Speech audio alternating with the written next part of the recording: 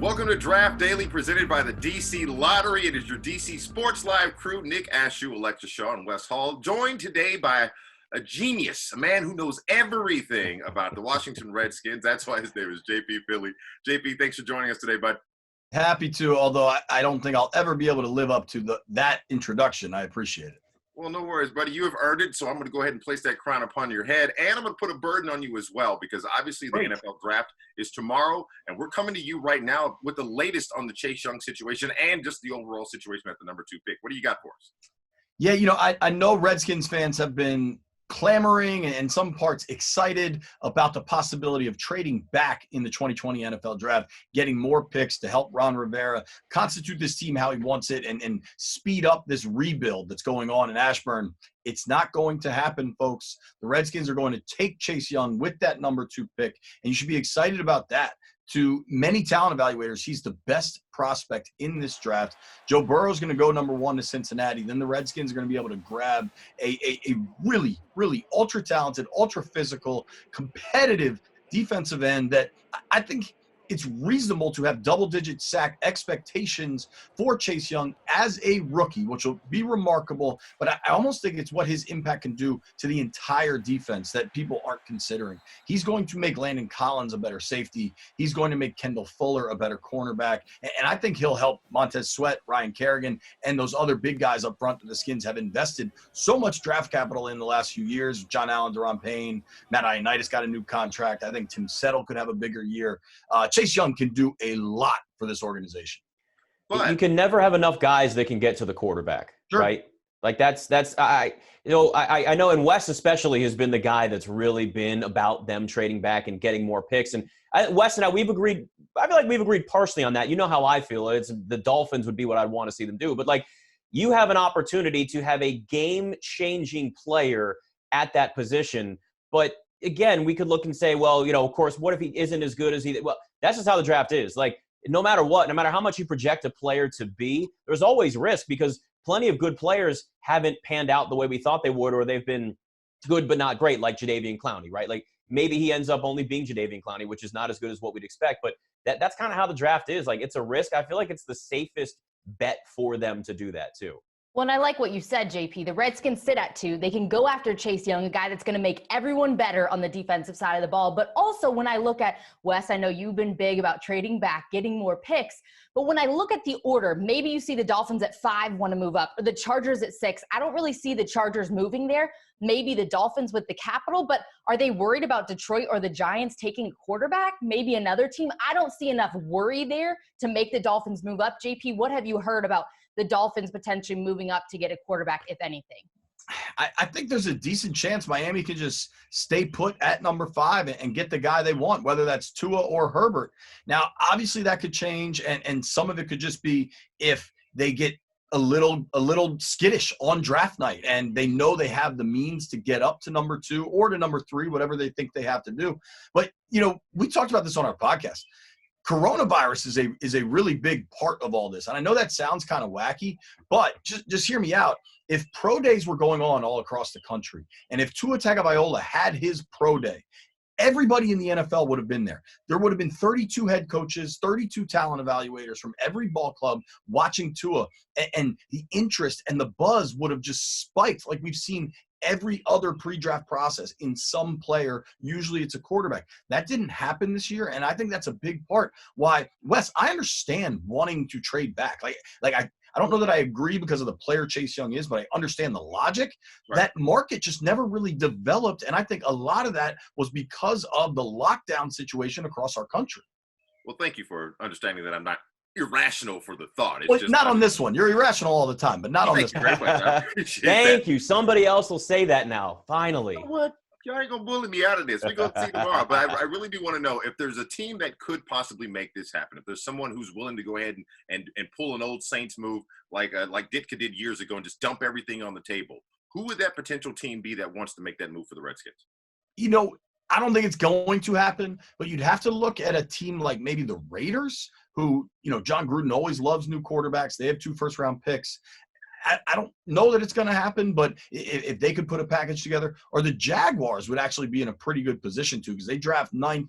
They have a good amount of draft capital, and they have a defensive end, Yannick Ngakoue, who wants to be moved. He's a local guy, went to Maryland.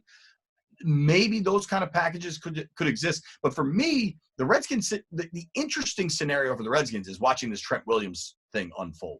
The Chase Young pick is almost it's written in permanent marker, but maybe somebody can spray paint over that. But it's almost a done deal.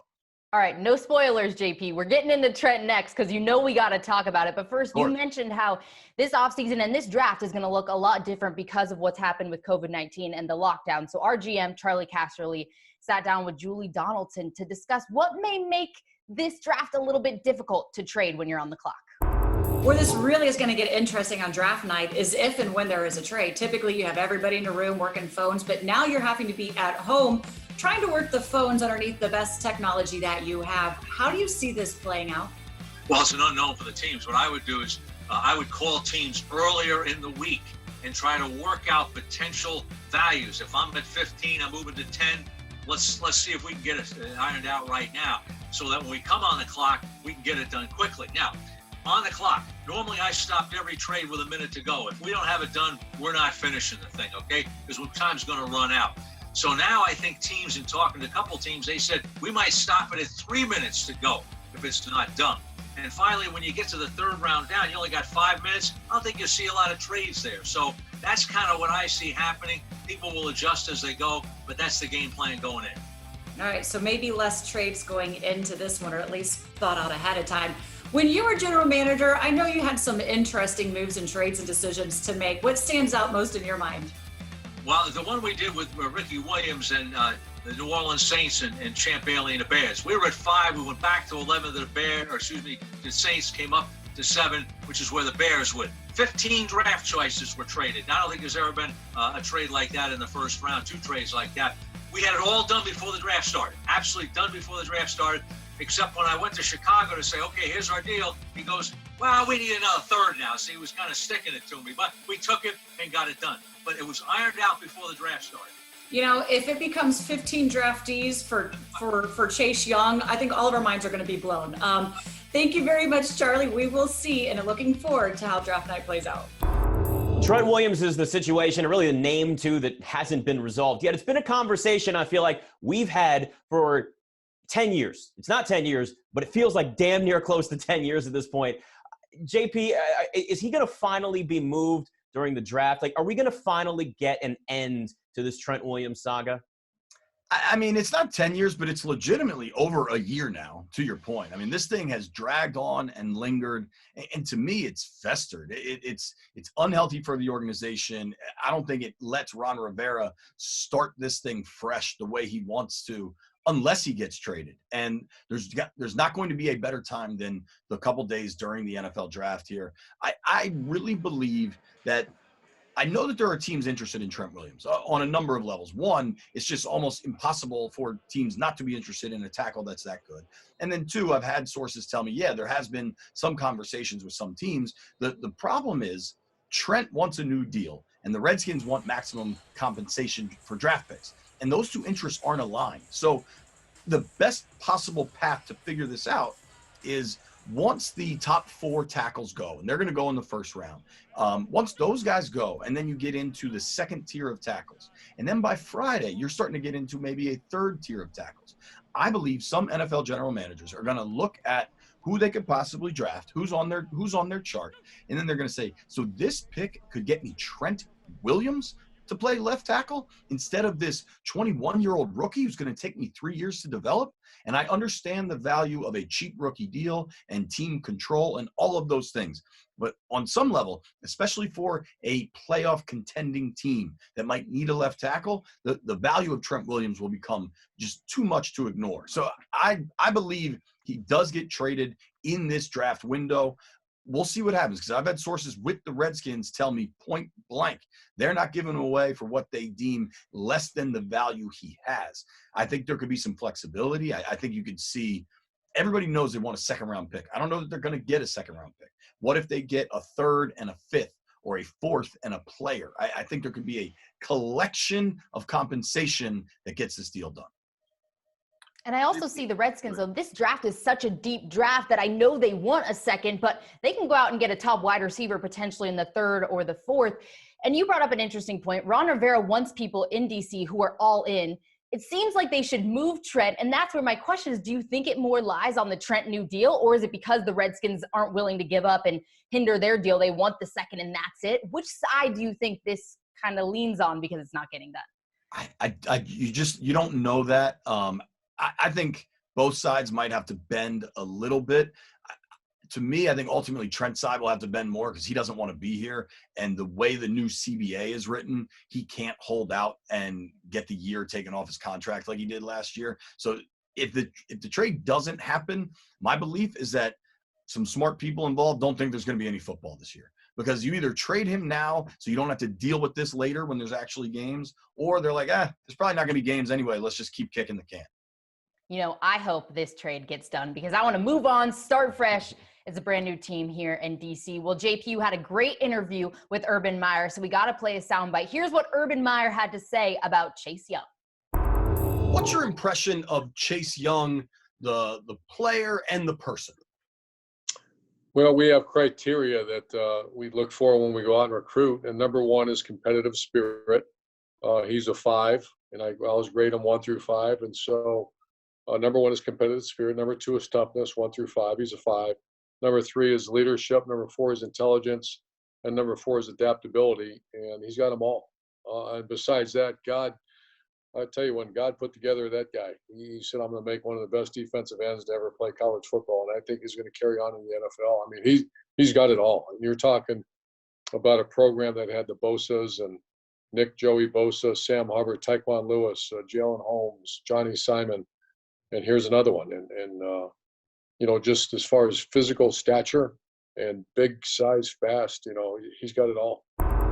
Urban Meyer on his former player, Chase Young. So I go to you, JP Finley. Thoughts on that? Yeah, I mean, you've heard lots of draft analysts kind of talk gloriously about Chase Young, but when you hear it from his former coach, to me, it resonates a bit more. There's some other really good stuff in that Urban Meyer interview. His comments on Dwayne Haskins, Terry McLaurin, the Redskins rebuild overall. You can check it out. Anywhere you get podcasts, the Redskins Talk podcast is there. It's on our website. We've also been posting all the videos because we're all recording at home on Zoom to the NBC Sports Washington YouTube page, which is pretty fun. So check that out. I have a question for you guys. I know I got to run. You're all very handsome people, don't get me wrong, but nobody takes their appearance more seriously than Mr. Nick Ashew. I am desperate for a haircut. I don't know if y'all can see this. My wife refuses to cut my hair. I need some Ashew grooming tips for draft night. Well, first off, my wife does not want to cut my hair either. I asked her. She's too scared to do it, which is fine. I've just been growing it out, man. Like, at this point, just get a little bit of product in there. That's all you need to. That doesn't look like a little bit of product in there. It actually is. I'm using less product now than I did before when my hair was actually cut well because I realized. That looks like the gross domestic product of Kuwait, the amount of oil. It is very much. Well, see, the lighting's a little different here. I don't have the professional lighting. Well, I do, but you're it's in not your the own same mansion stuff. there on the coast. Well, yeah, right. This is exactly where I am. You can see the mansion right behind me. It just takes a little bit of product, and you can just kind of train it to do its thing. And then you know what? You grow it out, and it'll be all right. You'll be surprised what your hair is willing to do with just a little bit of training, JP. I'm going to give it my best draft night. You guys let me know what you think. We'll see. All right, maybe I'll FaceTime you for tips. We will, before the actual draft night, you and I will talk, and I'll make sure you have the best hair you can possibly have for that products. Enjoy that mansion. All the products. All right, thanks a lot, JP. Thank you guys very much. One name that's been linked with the Baltimore Ravens is Penn State edge rusher Yetur Gross-Matos. He's going to tell us what he thinks about possibly coming to the DMV. And Lamar Jackson was recently seen working out with Antonio Brown. Should the Ravens pursue the controversial wideout? That's next.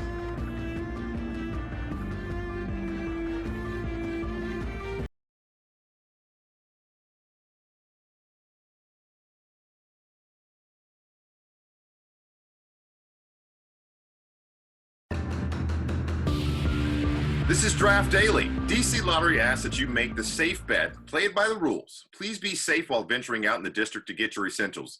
Be safe, play smart. Now, Trevor Maddage with today's local draft profile presented by DC Lottery. Yetur Gross-Matos should be a solid starting defensive end in the NFL for a decade. And really, he reminds me a lot of the Redskins' Ryan Kerrigan. Like Kerrigan, he's very athletic in a confined space. Like Kerrigan, he's got an elite motor and relentless effort and gets a lot of tackles for loss and a lot of pressures and sacks on the quarterback because of that. And like Kerrigan, his sacks will mostly come from not just his motor, but his technique and his hands work. And with NFL coaching, I can see good college hands turn into outstanding NFL hands. He's the kind of guy that you want on your team, and he will make you better as a run stuffer and as a pass rusher. Well, Yetur, first, thanks so much for joining us. So 2020 NFL Draft, right around the corner. You're projected to get off that board early. We've seen what damage you've done and can do on the field. But when it comes to explaining who you are and what you've done to get to this point as one of the top prospects in this year's draft, how do you go about explaining that to NFL franchises? Who is Yetur Gross-Matos? Yeah, how I go about to explaining it to franchises, kind of explaining my background as as a human being, and kind of illustrating that this is kind of who I've been my whole life. That blue nose, hardworking guy, and that's just who I've always been. Kind of my foundation with my parents. How they raised me, and my dad being a coach my whole life. So I kind of had the structure, and it was just about building it up. And thankfully it's led me to this great situation I'm in now.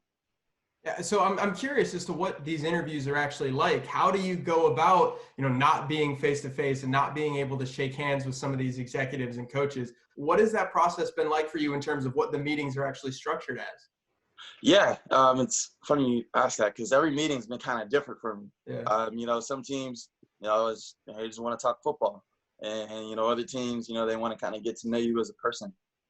So I think the most, important thing for me, that's helped me in the meetings is just being transparent and being open about, everything and letting teams, try to get a real idea of what I'm like and, my knowledge for the sport. So I know in college you had your hand in the dirt a lot of times. In terms of translating 4-3, 3-4, do you kind of think you can go anywhere? Do you view yourself as maybe a better fit in a 4-3 or maybe even in a 3-4?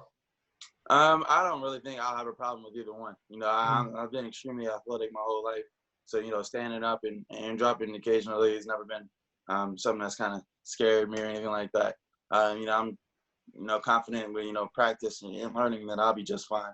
As you said, I played more of a 4-3, more often in college. And, I played inside a little bit. So I feel like I have the versatility to do, anything out there on the defensive line front that they need me to. This draft is definitely going to bring a ton of sports fans joy and a moment to escape reality and to welcome you and other prospects to your new city and your team. And speaking of new cities and teams, one team in particular, Yetur, that you've been linked to is the Baltimore Ravens. You have all the qualities to make an immediate impact on one of the scariest defenses in the entire league. How would you feel moving to Charm City? Not too far from home. Yeah, it's not too far from home, which is kind of cool. I always want to stay close to home and play for someone kind of local. But any team that drafts me, I'm gonna love to go there. And if it's the Ravens, I don't know if it's gonna be, but I definitely wouldn't mind it. Yeah, I was gonna say. So you mentioned growing up close to home. I know you're a Northern Virginia kid. I guess Spotsylvania is technically Northern Virginia. When you talk the local angle, who did you grow up rooting for? I gotta ask, were you a Redskins fan growing up? Did you root for the Ravens? Was it somebody else? I grew up a Giants fan because my dad's from Brooklyn. So he raised his Giants fans. Oh, so I bet you love those defensive lines back in the day with Michael Strahan and Hugh Manura and all those guys, right? Yeah, JBP was my favorite defensive end, like watching growing up because I actually picked my favorite team and stuff. So. As you can see, every player always influenced by the generation in front of them. Thank you, Jordan and Andrew, for that great interview. Guys, let's talk about the Ravens here. Let's talk about Lamar Jackson. And obviously with COVID-19, the offseason has been stunted. What concerns do you have about the fact that Lamar really hasn't had that normal full offseason to improve his game? It's funny. I'm concerned only because he showed the work ethic and just such an ability to go from year one to year two and get better. But that being said, you almost feel like he's kind of on an even playing field. Like everybody's kind of in the same boat for the most part. I guess he has some ability to work out with some people and hopefully watch film and things like that. So maybe it's an opportunity for him to sort of nitpick the little details of actual things he did in games and then just get some sort of workouts in, whatever workouts I guess that he's doing. But this is weird. Let's be honest with ourselves. This whole situation is awkward for everybody involved right now. Listen, I'm not concerned at all. Lamar Jackson was a Raven last year, and he's still a Raven, so he knows the playbook. He knows his guys. Yes, this offseason looks a little bit different, but I'm not concerned about him. Is it weird to put concern and Tom Brady in the same sentence? Yes, but I'm about to do it because Tom Brady's joining a brand new team, the Tampa Bay Bucks. He's yet to get in that locker room, meet the new guys he's playing with. That's a guy I'm concerned about. And also I'm concerned about all the rookies coming in. Maybe they do all of their offseason things digitally over Zoom. That's not the same as being in person. And of course, that's how we have to do it safely. And that's the time that we're in right now. Welcome to 2020. But I'm not concerned about Lamar Jackson. I would say that I kind of am, only in the sense that this offseason between your rookie year and your second season, or just that first year you go from starting to starting your second year, wherever it is in your career, that's the biggest time to grow and to learn the game, because what you've seen in clipboards is compared to what you've seen on the field, and now you get that full offseason to really digest all of what you did last year. But then you talk about a guy like Antonio Brown, who has been seen working out with Lamar Jackson. Does Antonio Brown even make any sense for the Ravens at all? Or the NFL at all? No, none of this. You got a lot of young receivers on that team. You don't need somebody with that type of personality coming in and disrupting what you had last year. I think he makes some sense in Tampa if Tom Brady can actually work with him and get him to follow, I guess it's now the Bucs way. But it makes no sense with that young, successful Ravens team right now. Don't break up the chemistry they have. I'm all about second chances, but I feel like Antonio Brown has gotten so many chances. So many people try to believe in him, give him the shot. And it just never seemed to work out. I think he's more of a cancer in the locker room than a benefit. I know he's a great player on the field, but he comes with the entire package, and I don't think it's worth it. The Ravens have that big trust energy. They're looking good. They don't need to add Antonio Brown. Please stay away. Go get a wide receiver in this year's draft-heavy class of wide receivers, but stay away from Antonio Brown. Yeah, Antonio Brown's on chance number 7 anymore, and he's officially a cat, so we got to move on from that. But you're right. The draft is where the Ravens will actually be able to make that move if they're looking for a receiver. And we're used to seeing Alabama dominate the draft. But what are the odds that we could see a different school end up with more first-round picks?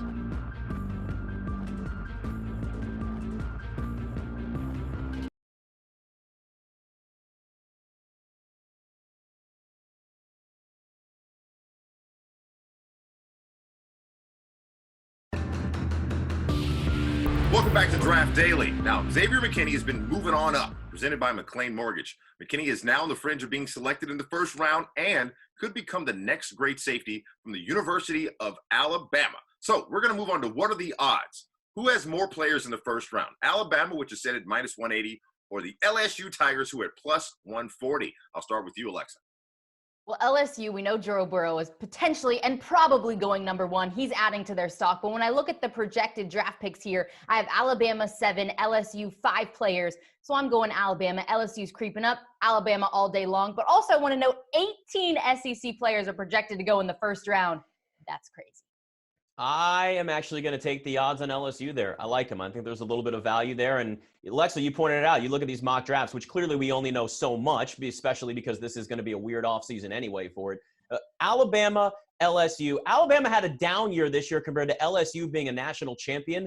I'm going to look at some teams going, you know what? Let's get a guy with that championship pedigree this year, a guy coming off a national championship. You might see some players sneak into the first round late for LSU.